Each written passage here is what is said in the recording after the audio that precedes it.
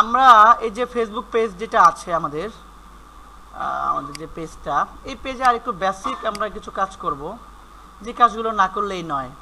তো প্রথমে আমাদেরকে বুঝতে হবে যে আমরা এখানে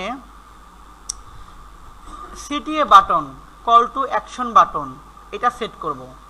একটা ইউজার যখন আপনার পেজে প্রথম ঢুকবে, সে তখন কি করবে, আপনাকে অবশ্যই মেসেজ দিবে হোয়াটসঅ্যাপে, বা সেন্ড মেসেজ, বা শপ নাও করবে, বা ওয়াচ নাও আপনার ভিডিও দেখবে, তাই না? অনেক পেজে দেখেন না বাটন থাকে ওয়াচ নাও, দেখছেন কি? অনেক পেজে থাকে যে শপ নাও, অনেক পেজ থাকে সেন্ড মেসেজ, অনেক পেজে থাকে কল নাও, ভিজিট নাও, থাকে না? এগুলি কিভাবে করে? ধরেন আমরা এখানে যাব, যাওয়ার পর আমরা এই থ্রি ডটে ক্লিক করে যে অ্যাড অ্যাকশন বাটন আছে না, এটাই ক্লিক করব।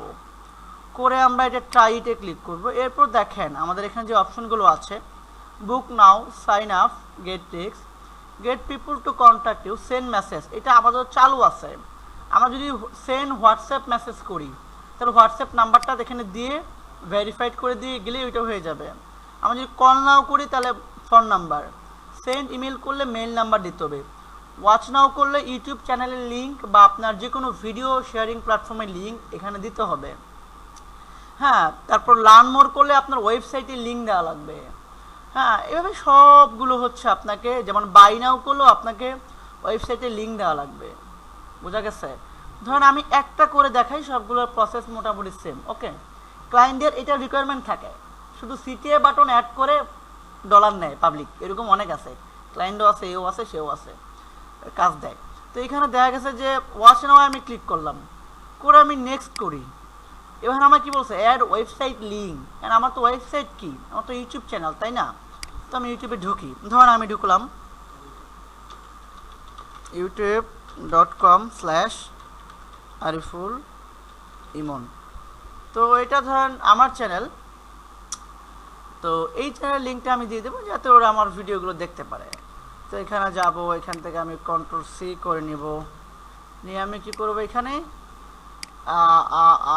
কোথায় গেল, এই পেজে আমি এখানে Ctrl+V করে দিলাম।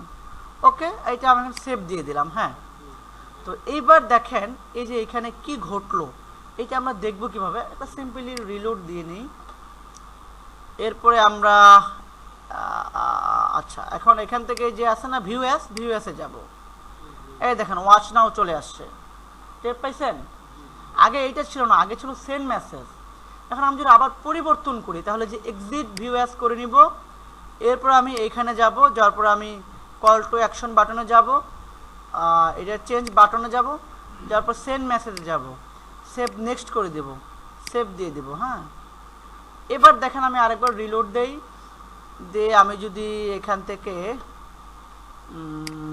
আবার ভিউ অ্যাসে যাই, মানে আমাকে অডিয়েন্স কেমনে দেখবে, ভিউ অ্যাস। এবার দেখেন সেন্ড মেসেজ। বুঝেছেন কি বিষয়টা? ক্লিয়ার? তাহলে এইটা হলো ফেসবুকের কিভাবে call to action button set করে, সিটিএ বাটন, এইটার সিস্টেম পেজে।